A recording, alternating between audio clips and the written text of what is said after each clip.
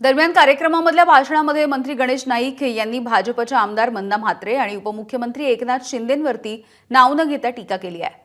मानसन्मान हा मागून मिळत नसतो, सन्मान हा आपोआप मिळायला हवा।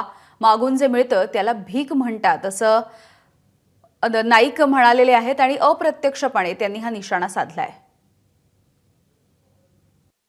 आता मी एवढ्या लोकांच्या नावाची यादी वाचली। एका कार्यक्रमामध्ये सन्माननीय शरद पवार साहेब बोलले की गणेशराव जरा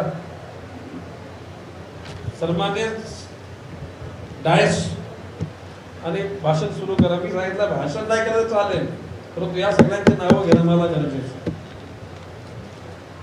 सुधाकर हसतोय,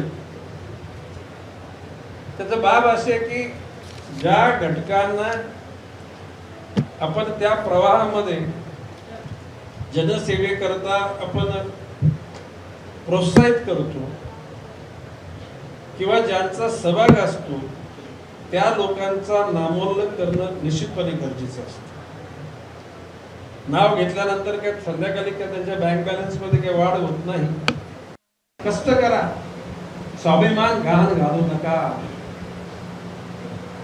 जीवनाच्या अंतिम टप्प्यामध्ये जे सुख मिळतं ना तेच सुख। क्षणिक बळीजाव करण्याकरता, दुनियाला आकर्षित करण्याकरता ध्येयहीन, तत्वहीन, सत्वहीन जीवनाची केलेली वाटचाल ही अडचणीत घालणारी असते। कालाच्या ओघामध्ये सगळ्यांना समजून जाईल दूध का दूध आणि पाणी का पाणी। काय बोलतो मी? दूध कुठलं ना पाणी कुठलं। आणि अनवॉन्टेड कोणाचा अनुनय करायचा नाहीये। काय बोलतो मी? अनुनय सन्मान करा कोणाचा, जो त्या पात्र असेल त्याचाच सन्मान करा। अपात्र लोकांचा सन्मान प्रोटोकॉल प्रमाणे असेल तो करा, परंतु अंतःकरणपूर्वक जर सन्मान करायचा असेल तर तो कुठल्या धर्माचा आहे, जातीचा आहे, पंथाचा नाही। सद्गुण असेल तर त्या सुधाकर सोनवणे कधीच त्यावेळेला राष्ट्रवादीमध्ये नव्हता, होता सुधाकर नव्हता। पण सुधाकरच्या कडे असलेले सद्गुण लक्षात घेता माझ्या मनात सुधाकरला एकदाची महापौर बनवायचं आणि मी माझ्या मनात ठरवलं सुधाकर महापौर झाला। या ठिकाणी कुठल्या पक्षाची पार्टनरशिप नाही पुरी केली, कुठल्या धर्माचा सन्मान नाही केला, त्या ठिकाणी सद्गुणाचा सन्मान झाला। आणि भविष्य काळामध्ये सुद्धा जे सद्गुणी असतील, ज्यांच्या जीवनाची विचारसरणी सकारात्मक असेल, अभंग बोलणारे, कीर्तन करणारे मला अपेक्षित नाही, परंतु आपल्या जीवनाच्या असलेल्या कर्तव्याशी परिपूर्ण त्या ठिकाणी समरस झालेल्या माणसाचा सन्मान हा कधी नाही नेहमीच व्हायला पाहिजे।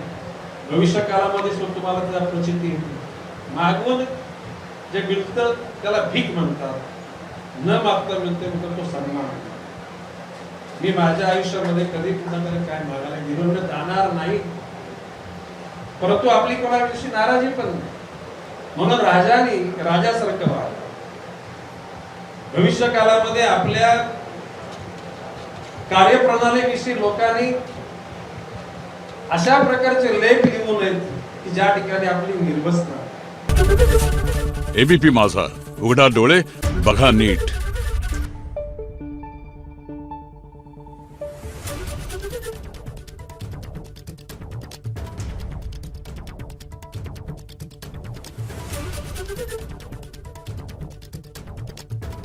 Thank you.